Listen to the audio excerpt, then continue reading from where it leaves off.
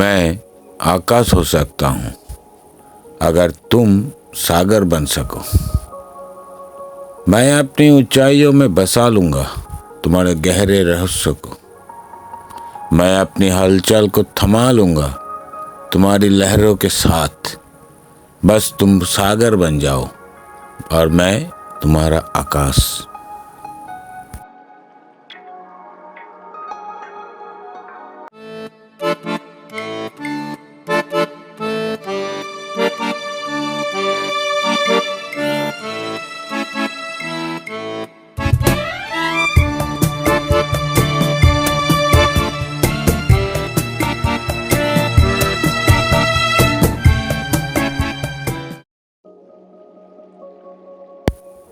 कहानी का नाम,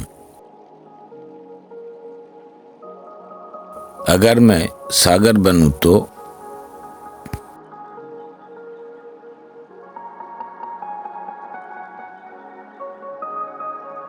ये कहानी रुद्र और आभा की है, जो अपनी अपनी दुनिया में खोई हुई है।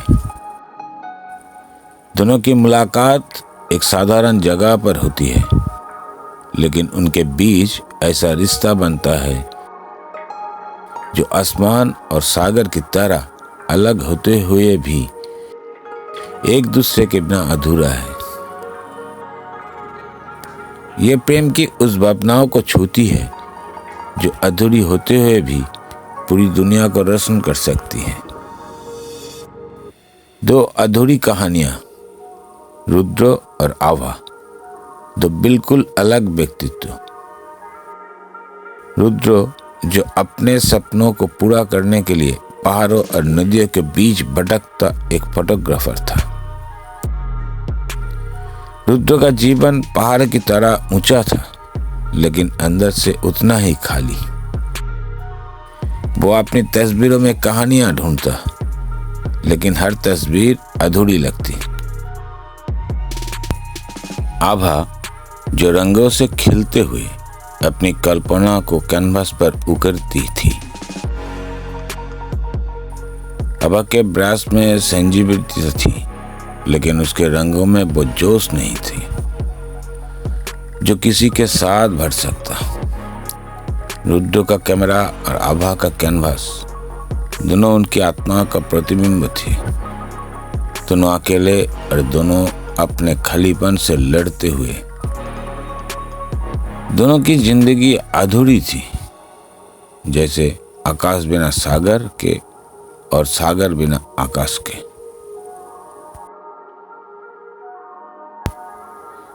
यह कहानी उस दिन से शुरू होती है जब रुद्र एक छोटे से पहाड़ी गांव में अपने कैमरे के साथ तस्वीर लेने पहुंचा। ये उसकी आदत थी कि ये उन जगह पर जाता जहां लोग कम और कहानियां ज्यादा होती हैं। उस दिन वो गांव के पास एक शांत झील के किनारे बैठा था। वहां आभा अपने रंगों के साथ बैठी थी। आसमान और झील के एक सुंदर दृश्य अपने कैनवास पर उतर रही थी। रुद्र ने कैमरे की नजर से आभा को देखा। उसके ब्रश के हर स्ट्रोक में एक कहानी छुपी हुई थी।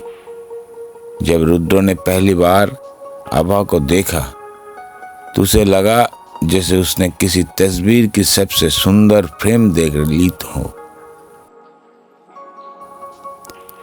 आभा के कैनवास पर उभरती झील की पेंटिंग और उसके बालों पर पड़ती सूरज की किरणों मानो प्रकृति और कला का संगम थी। तुम्हारे ब्रश से झील की तस्वीर कितनी खूबसूरत बन रही है, उसने कहा।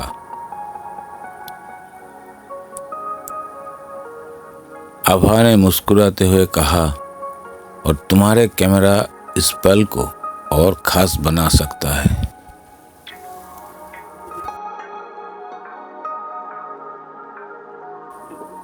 क्या मैं तुम्हारा प्रिंटिंग की तस्वीर ले सकता हूं? रुद्र ने हिचकिचाते हुए पूछा। आभा ने उसकी तरफ देखा और हल्के से मुस्कुराते हुए कहा, तस्वीर खींचने से पहले इसे पूरा तो होने दो। उस एक वाक्य ने रुद्र को मंत्रमुग्ध कर दिया। वो उनकी पहली बातचीत थी, लेकिन उनके बीच की खामोशी ने दिलों को जोड़ने का काम कर दिया। उसने महसूस किया कि वो आभा की सिर्फ कैमरे के कैद करना नहीं चाहता, बल्कि उसकी जिंदगी का हिस्सा बनना चाहता है।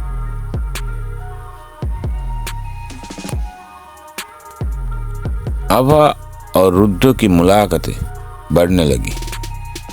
झील के किनारे उसके दिन शुरू होते, जहां रुद्र अपनी तस्वीर खींचता और आभा अपने कैनवास पर रंग भरती। तुम्हारे पेंटिंग्स इतनी खूबसूरत क्यों होती है? रुद्र ने एक दिन पूछा। क्योंकि मैं हर बार अपने दिल का एक टुकड़ा इनमें रख देती है, आभा ने मुस्कुराकर जवाब दिया। रुद्र को आभा के जवाब ने सोचने पर मजबूर कर दिया। क्या वो भी अपनी तस्वीरों में ऐसा कुछ जोड़ सकता था? क्या तुम्हारे रंग कभी फीके पड़ते हैं? उसने एक दिन हिम्मत करके पूछा। आभा ने जवाब दिया, हाँ, जब मेरा मन खाली होता है। और एक दिन आभा ने रुद्र को खींची हुई तस्वीर देखी और कहा, तुम्हारे तस्वीरों में जो खालीपन है, क्या वह तुम्हारे दिल का अक्स है? रुद्र ने धीरे से जवाब दिया, शायद, लेकिन तुम्हारे साथ हर तस्वीर में रंग भरने लगा है। इस तरह उनकी दोस्ती धीरे धीरे प्यार में बदलने लगी। वे एक दूसरे की रचनाओं में अपने दिल ढूंढने लगे।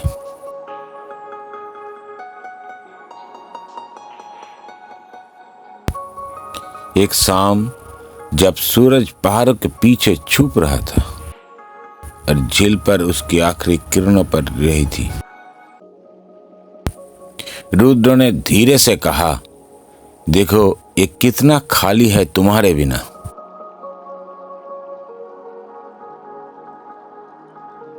आभा ने चौंक कर उसकी ओर देखा। रुद्र ने आसमान की ओर इशारा करते हुए कहा, यह आसमान भी तब तक फीका है जब तक तुम इसका सागर नहीं बनोगी।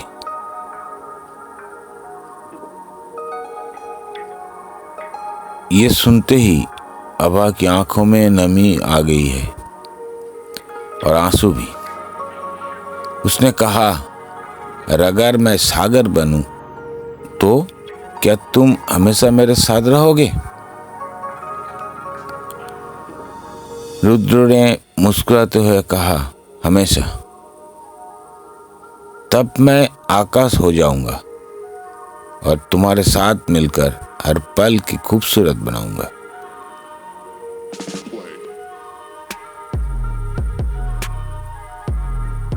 कुछ ही दिनों बाद आभा को एक प्रसिद्ध आर्ट गैलरी से निमंत्रण मिला।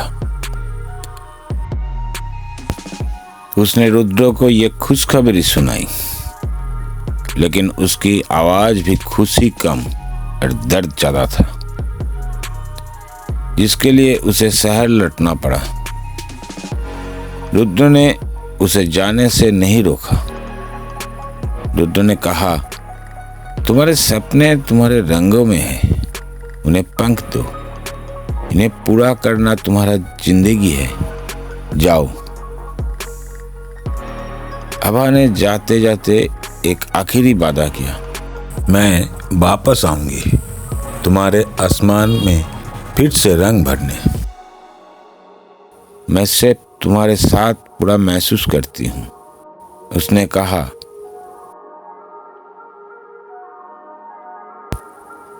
रुद्र ने अपनी कैमरे के लेंस में उसका चेहरा कैद किया और कहा, यह तस्वीर मुझे उस दिन तक उम्मीद देती रहेगी जब तक तुम लौट नहीं आती।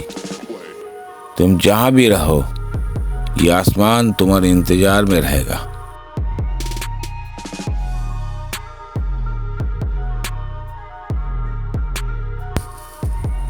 शहर में आभा के सपने पूरे हो रहे थे। इसी कारण में आभा अपनी प्रोजेक्ट्स के व्यस्त हो गई।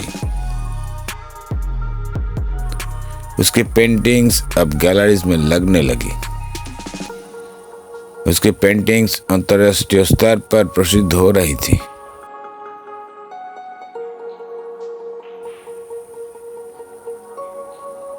लेकिन हर बार जब वो अपनी सफलता को देखती तो उसे लगता कि उसकी जिंदगी में कुछ अधूरा है, क्योंकि अब जिंदगी में कुछ छूट गया है।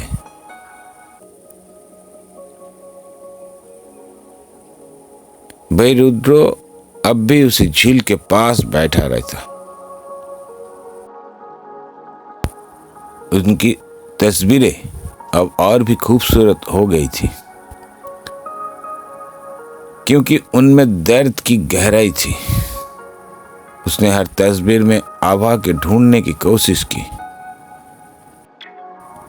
लेकिन कोई तस्वीर उनके खालीपन को भर नहीं पाई।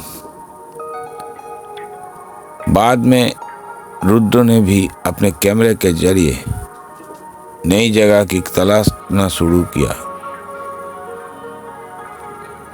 उसने अपनी तस्वीरों में उस खालीपन को भरने की कोशिश की जो आभा के जाने के बाद पैदा हुआ था।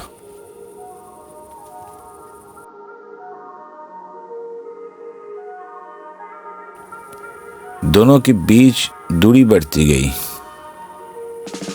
लेकिन दिल की कोने में प्यार वही रहा। 2 साल बाद आभा ने अपनी सबसे बड़ी सफलता के बाद सब कुछ छोड़कर झील के पास उसी जगह पर लौटने का फैसला किया जहां वो और रुद्र पहली बार मिले थे। झील के पास पहुंचकर उसने देखा कि रुद्र अब भी उसी जगह बैठे हैं। उसने धीमे स्वर में कहा, क्या तुम अब भी मेरे इंतजार कर रहे हो? रुद्र ने उसकी ओर देखा और मुस्कुराते हुए कहा, तुम्हारे बिना यह आसमान खाली था। इस जगह का रंग भी फीका पड़ गया था, लेकिन मुझे पता था कि तुम लौट कर आओगी, इसे फिर से रंगीन कर दोगी और सब कुछ फिर से जीवित हो जाएगा।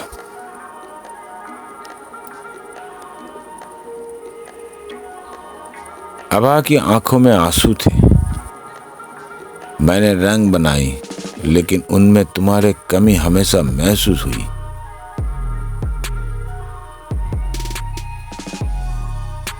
उस दिन झील के किनारे आभा और रुद्र ने अपने अधूरी दिलों को पूरा किया।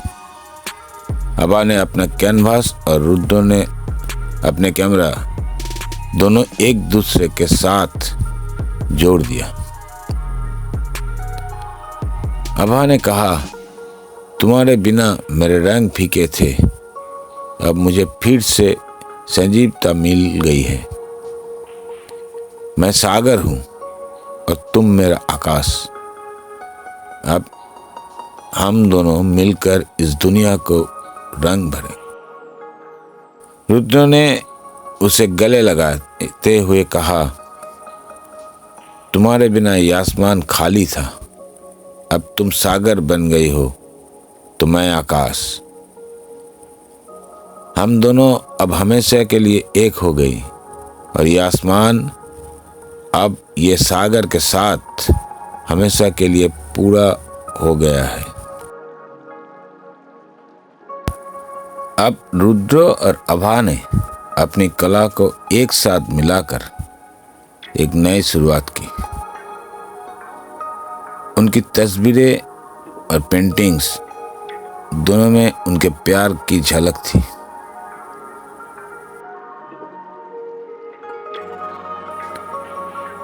उन्होंने एक प्रदर्शनी में अपने सबसे खूबसूरत पेंटिंग लगाई,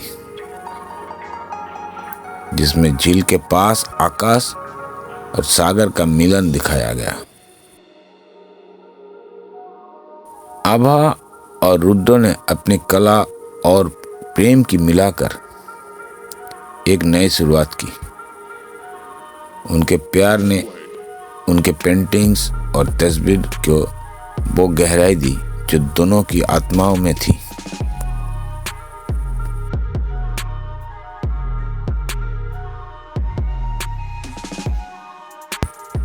अब उनकी जिंदगी आकाश और सागर की तरह थी, दो अलग अस्तित्व, लेकिन एक दूसरे के बिना अधूरे। ये कहानी इस बात का प्रतीक है कि प्यार सिर्फ एक पास होने में नहीं, बल्कि एक दूसरे के साथ अपनी अधूरी जिंदगी को पूरा करने में है। आभा और रुद्र की कहानी इस बात की मिसाल है कि सच्चा प्रेम सिर्फ साथ होने में नहीं, बल्कि एक दूसरे को पूरा करने में है। उनका प्यार आकाश और सागर की तरह हमेशा के लिए जुड़ गए।